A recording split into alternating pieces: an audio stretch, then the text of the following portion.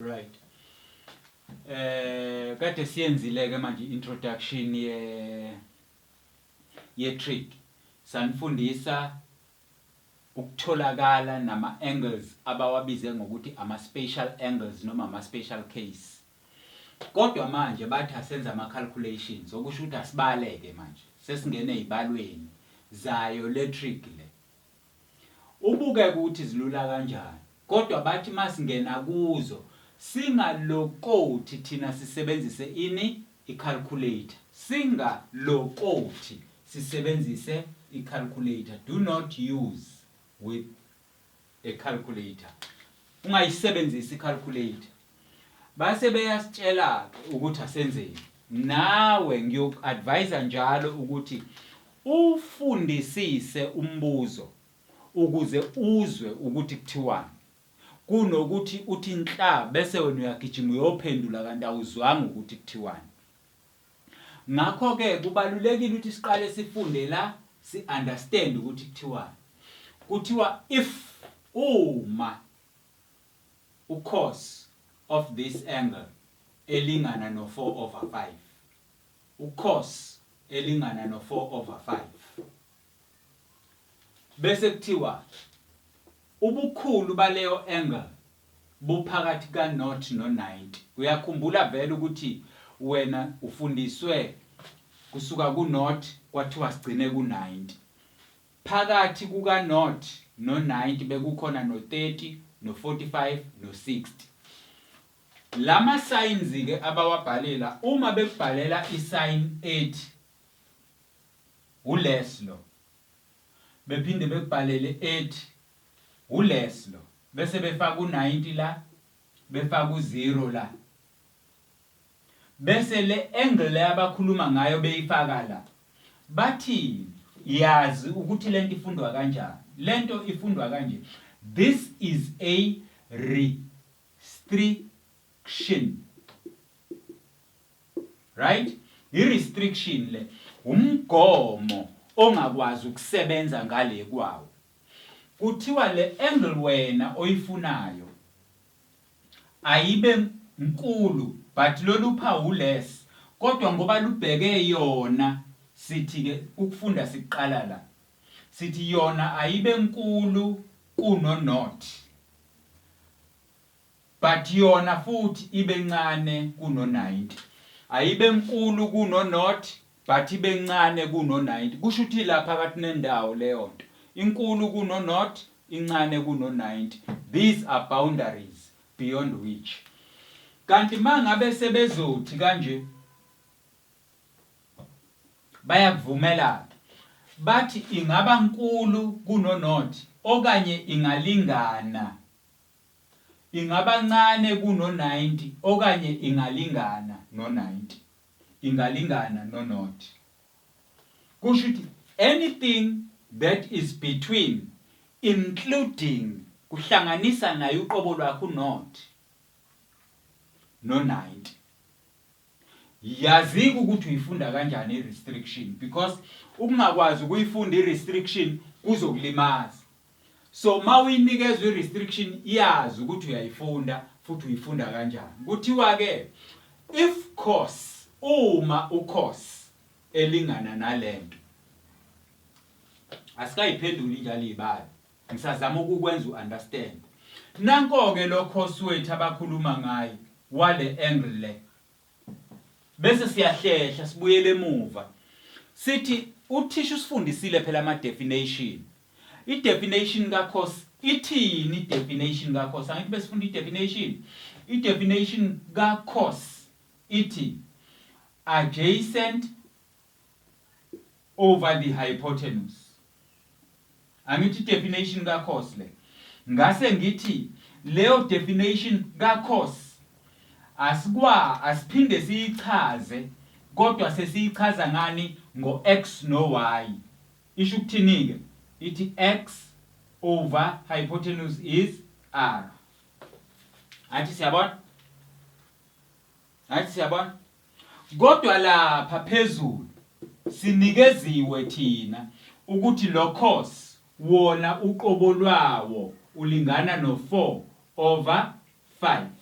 athi yabona leyo nto manje kusiyazi ke ukuthi uX wakho u4 uR wakho u5 khona okungekho ikuphi uY iwona ongekho uY usuyaphinda futhi uyahlehla futhi uya kuleya nto esiyibhekile sayibiza ngokuthi theorem of Pythagoras sathi uR² uyalingana noX² nguhlanganisa noY² where uX wami u4 where uX right since kuX wami u4 endaweni kaX sengifaka u4 kodwa lo 4 wami u² ngiyulinganise uR wami u5 sengifaka u5 la futhi nalo 5 wami u² sengihlanganisa nobani noY².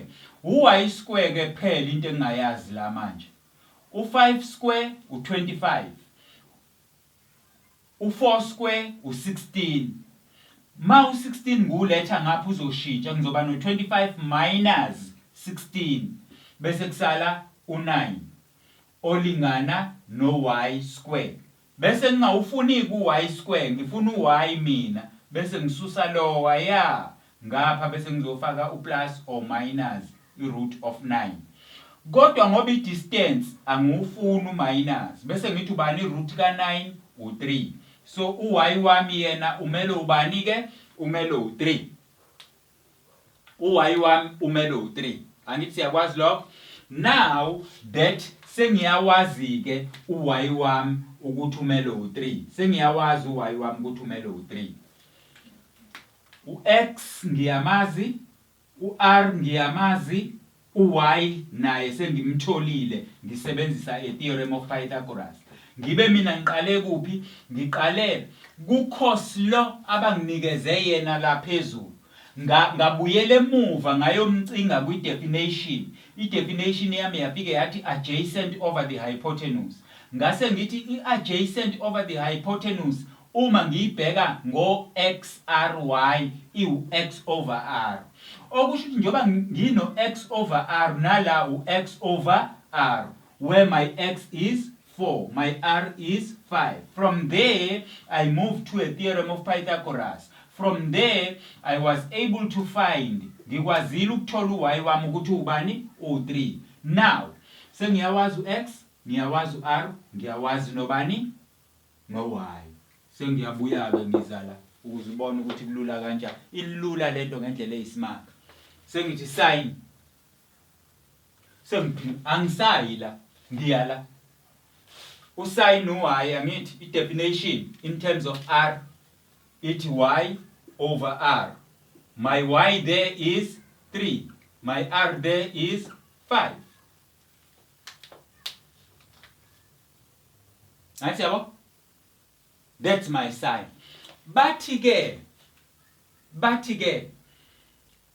i-angle yami should be between 0 and 90. 0 and 90. Sewuyafuna ke wena ukuthi mkhulu kangakanani lo? Mkhulu kangakanani le? Ingakanani le angle? Ngoba ngeke usho ukuthi 3 over 5 is in degrees. Usuzothini ke wena? Usuzothi u-theta which is the angle. Ngifuna ukuyithola ngempela ukuthi yona izoba nkulu yini kuno naught. Ithi inkulu kuno naught ibe ncane yini kuno 90. Sengizothi u-theta uyalingana no sin wami. Bese ngithi second function kwi calculate. Angithi bese ngithi 3 over 5. Uzothi ke omunye umntwana nje teacher bathe without using a calculator. Without using a calculator usin theta is 3 over 5. Perfect. Sengiqedile njalo. Kodwa manje sengiyayicheckela mina. Ngifuna ukubona ukuthi le angle ngempela ingaphezulu yini ka naught. Kanti incane yini kuno 90. Ngifuna ukuyicheckela mina, ngifuna ukuyibonela lokho. Lokhu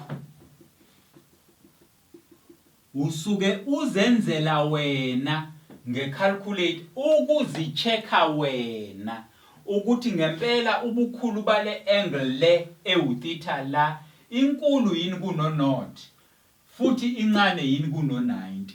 Kuyenzeka ke mawenza kanje. Kodwa ngoba la bathe singalokothi sisebenzisa icalculator uyishiya la ianswer yakho la 3/5 ianswer ke le. Sambe siye kuthani. Mawufika ngizama ukukhombisa ukuthi lezi ibalo yilula kanjani. Uma ufika la kuthani ubuyele emuva kwi definition. I-definition ka-tan konje ithi i-definition ka-tan ithi opposite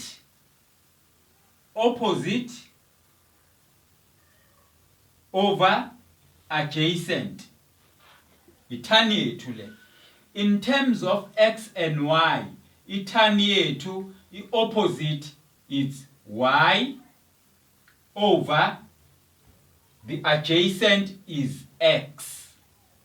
Bese ngiyahamba ngiya lapha ya ubani u-y wami u3 over u-x wami u4. Sengiqedile njalo angiyisebenzisanga calculate.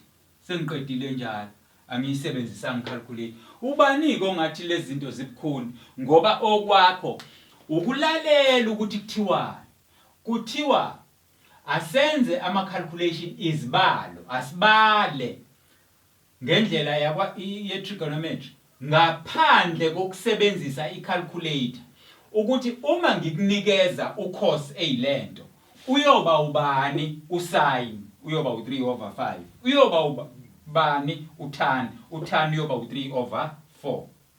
Athi siyayibona leyo nto. Right, asibuye size la sesiyakwazi konke manje. Siyakwazi konke. U-sin na u3/5 sesiyahamba siyofaka lapha endaweni ka-sin sifaka u3/5 plus sesiya ku-cos nanki ya u-cos besivele siunikeziwe sesiyafaka 4/5 sivale njengoba kuvaliwe sivule njengoba kuvuliwe siye ku-tan nanku u-tan sesiwutholile sesiyahamba siyobhala u-tan 3/4 plus nanku cot. Sesibuyele emuva la isiqhamuka khona. Uyakhumbula ukuthi u-cot sithe i-reciprocal ka-tangent. Sathi i-reciprocal isuke i-1 over. Athi siyayibona leyo nto.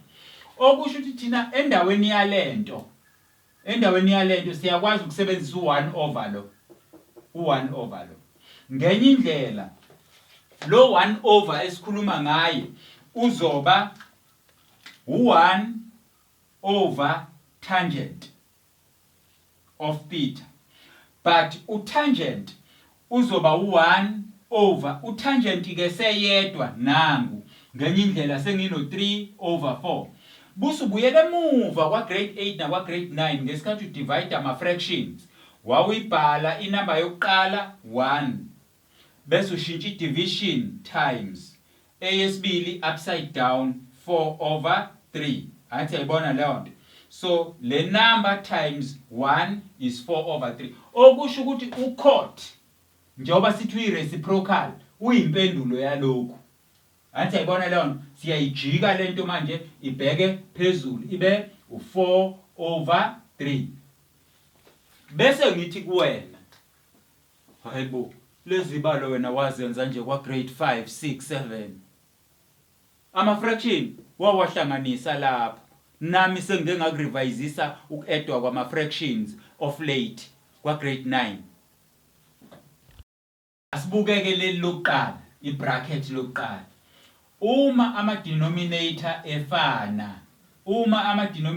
efana uyibhala kanye 5 hlanganisa inamba ezingaphezulu zikunikeza u7 vala ama brackets.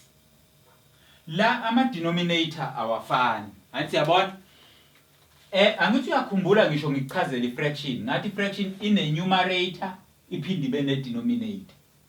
Angithi yayizwa lona ngathi futhi ungalokothi wenza iphutha lokuthi mawuhlanganisa uvela uthi wena 3 plus 4 3 plus 4 akwenziwa lokho nhlobo akwenziwa lokho.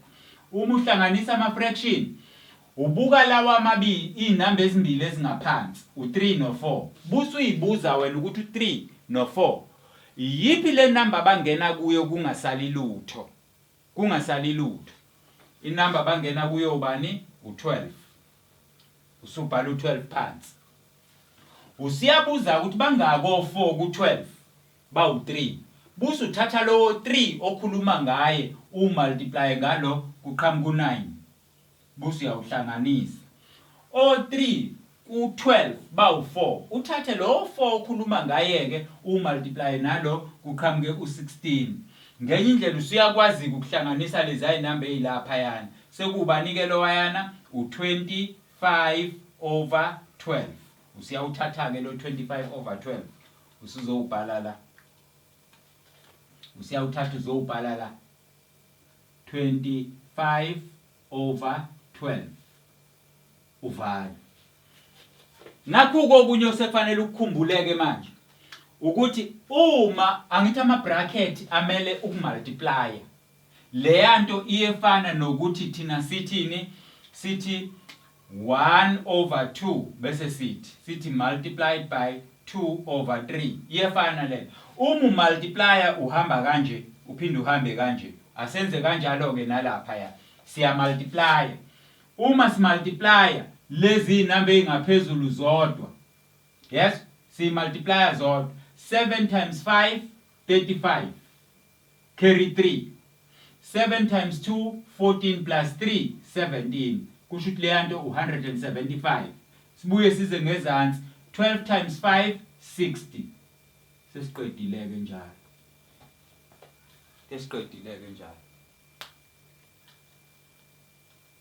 usungafuna ke inamba eba divide bobabili lapha kungasali lutho. Inamba eba divide bobabili uma ngizothatha u5 uyangena ku60 u5 ungena ka12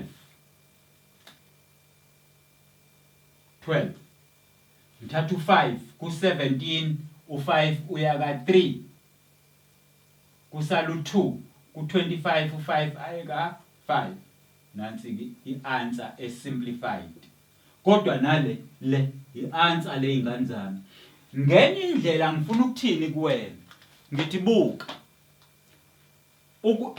ibalo owayifunda kwa grade 4 5 6 7 ukuthi mawusuya kwa grade 10 11 and 12 bayifihle ngani bayifihla ngamagama nje kuphela bayifihle amagama asetshenziswa la trigonometry Nkosi yami konje yini leyo hey bo na umhlolo bo sin yini leyo tan cos yini leyo hayi nganjani nakho kanje uyabona ukuthi usin uqhamuke seyinamba ucos waqhamuke seyinamba utan waqhamuke seyinamba uba angithi uyayibona lento engiyishoyo ibalo lezo wayifunda kudala wena uyazazi kuphela nje ukuthi udidekile.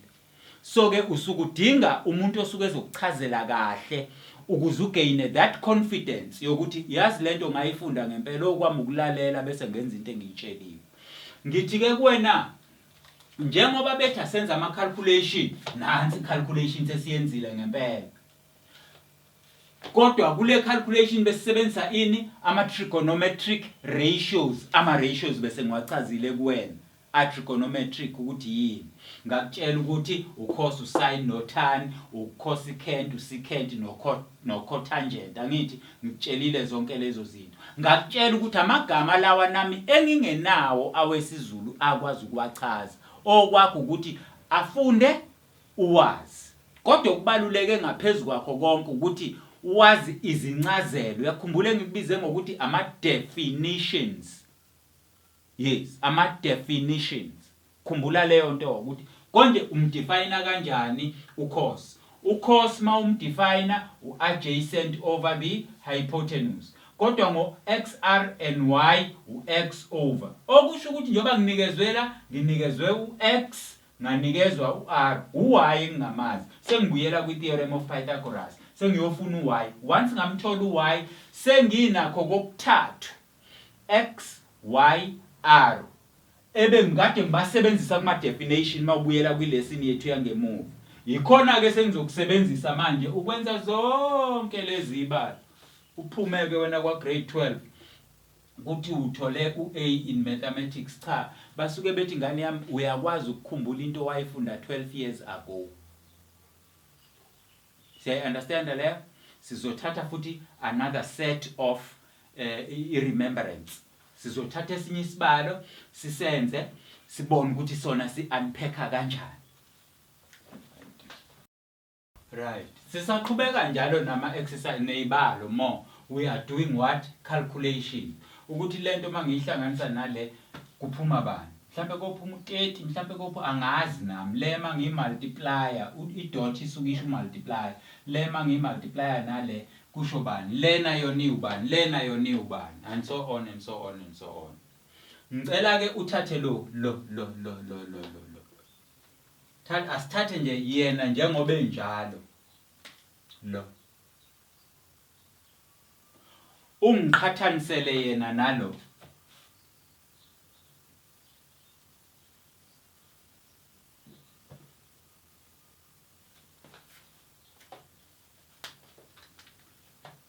Thatha lo ungiqhathanisele yena nalo. Bayefana. Noma kubukeka ngendlela efanayo. Umbuzo wami kusuzothi kuwe. Angithi ngakufundisa mina kwa grade 9 the linear equation ukuthi u-x siusolve kanjani. Uma ngakufundisa ukuthi u-x siusolve kanjani nala uyazi ukuthi u-x siusolve kanjani. Ngathi kuwena inamba encikwe yi-variable sibiza ngani konje? Inamba encikwe yi-variable sibiza nga-coefficient. Ngathi i-coefficient siyisusa kanjani? Sidivide ngayo. Ngathi kodwa ngoba i-equality le once wa divide ngapha kuyatsheka gijima kuyo divide futhi nangaphesheya bese lo ayaphela kusale u-x olingana no4/5 ivalue ka-x le. Athi siyayibona? Buya abuzela la woza la. Asenze into efanayo ke nakhona sizokwenza lento. Masenza lento sizothatha lo obani o5 sin beta is equal to 4. Seso divide ngaye ke lo. Mas divide ngaye la siphinde sidivide ngaye la. Bese lo akhansele lo kusale usin beta olingana no4/5. Uyasikhumbula lesi sibale kade siqeda ukusenza? Bese ngenjena yini umehluko ukuthi la besifaka utheta. Into ibila eqaleni bekuyinto efuze le ebila. Kodwa manje sesiyishitshile sayikhipha safaka le which is beta. Athi yabona leyo nto endaweni yale sesifakele. So ke ungadidwa yilezi yazinto wena. Kube ngathi awazi lutho wena uhlakaniphe kabi wena. You can do these things.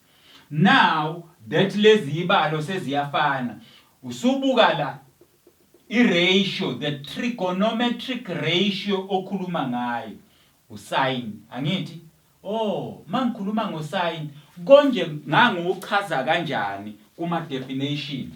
Usin wami kuma definition wawuthi opposite over hypotenuse.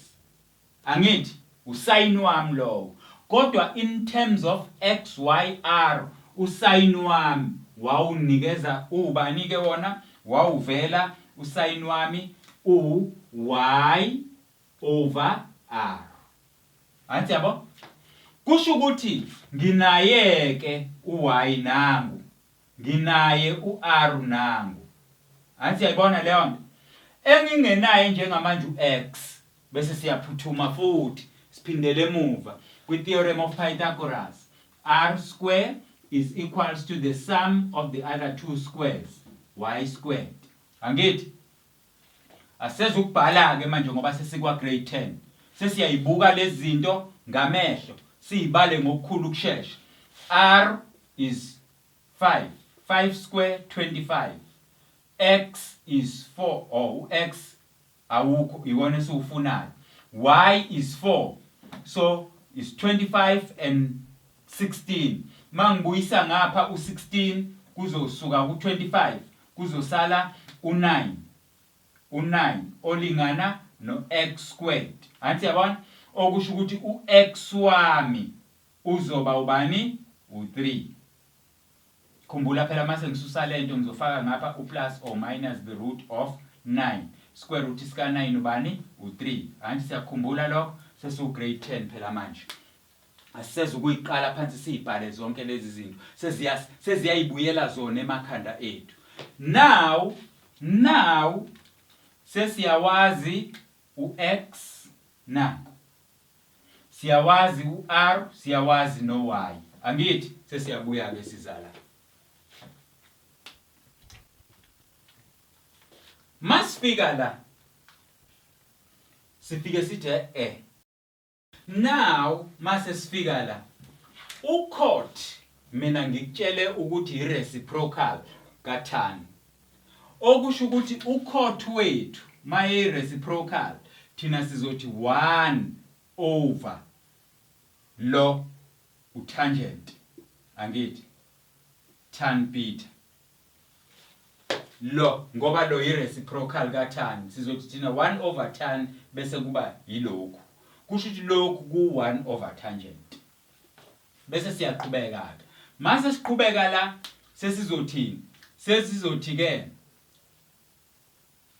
1 over bese siyofunda itangent ini. Itangent by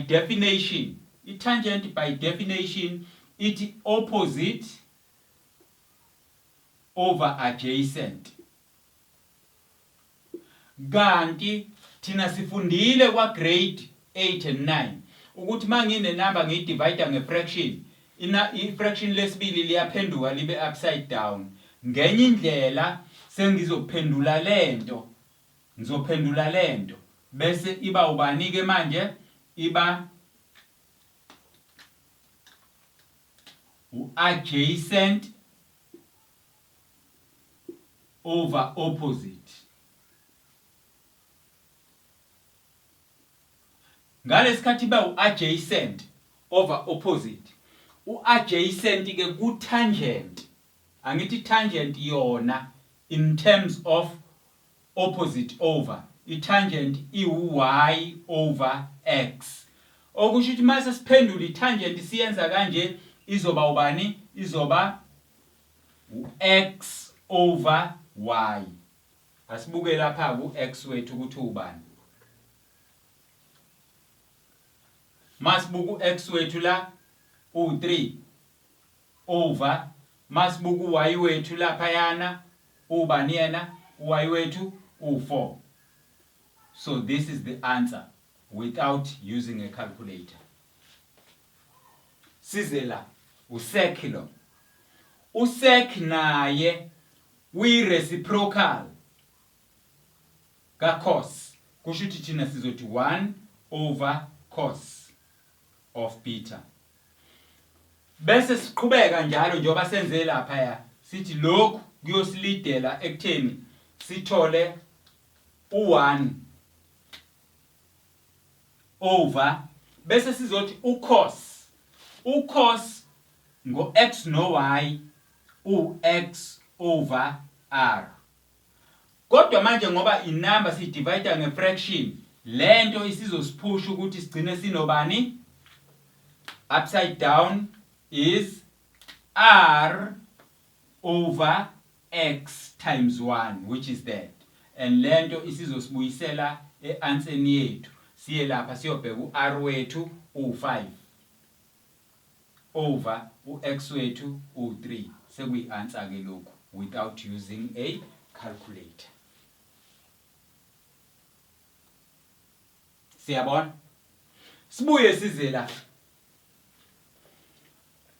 Sizothi usin beta nanku sunikeziwe nanku sawuthola sin beta 4/5 sesiyahamba siya la endaweni ka sin beta sibhala abanthina 4/5 multiplied by dot lisho lokho ucosec ireciprocal kalo okusho ukuthi lo uyisiguqulelo sikalo okusho ukuthi asiguquleke 5/4 ngoba lo uyisiguqulelo sikalo angithi ma umultiplya unelungelo lokumultiply inamba ezingaphezulu 4 times 5 20 over esingezansi 4 times 5 20 u20/20 uyefana no1 ngoba u20 divide u20 ka1 enye indlela obungayenza la eyokuthi wena uthi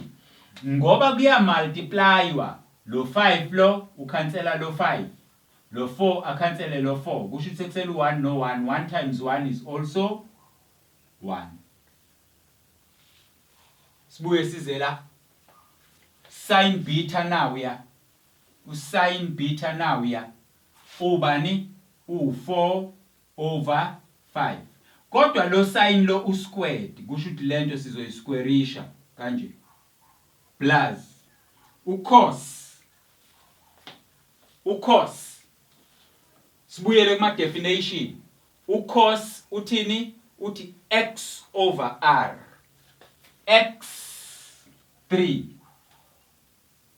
over r5 bese siphinde senze njani sisquareisha lento ngoba isquareishiwa ngithi yabona lo 2 olaphezulu uzokhumbula ukuthi ngathini kuwena ngesikhathi senza ama multiplication sathi kuwena uma ngino a plus b bese kuba no square lo 2 usho ukuthi lento imbili kusho ukuthi ngenye indlela ngino a plus b ngiyayimultiplya lezi zinto kabili angithi yabona nalapha ke sizokwenza kanjalo lento kizosinikeza bani 4 times 4 16 over 5 times 5 25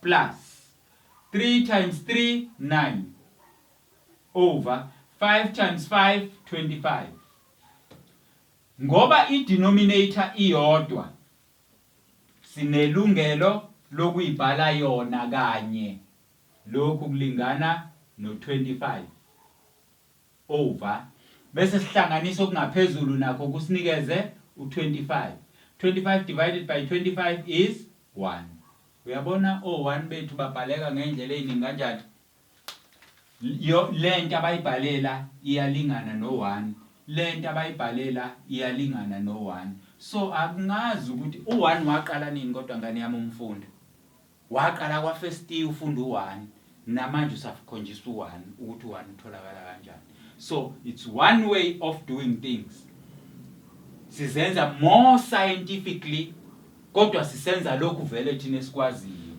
okwakho nje ukukhumbula imithetho ebekade siyenza ngaphambi kokuba sifike la so always remember ukuthi calculations in trig without using a calculator kusuke kusho ukuthi asithole ama-answer noma sithole impendulo ngaphandle kokusebenzisa i-calculator kodwa lokho sikwazi ukukwenza based noma kuncike ekutheni basuke besinikeze ini bathi ke 5 sin beta is 4 ngayithatha lento ngayilinganisa nobani no 2x equal to 4 sathi u-x umsolva kanjani ngokudivide ngo2 ukuze uthole u-x kanjalo nala senza into efanayo kwaqhamuka into enje sawuthola usin beta elingana naleyanto sasisithi definition ka sin ithi y over so u-y lo u-r lo masino y no r kusho ukuthi thina fanele sithole bani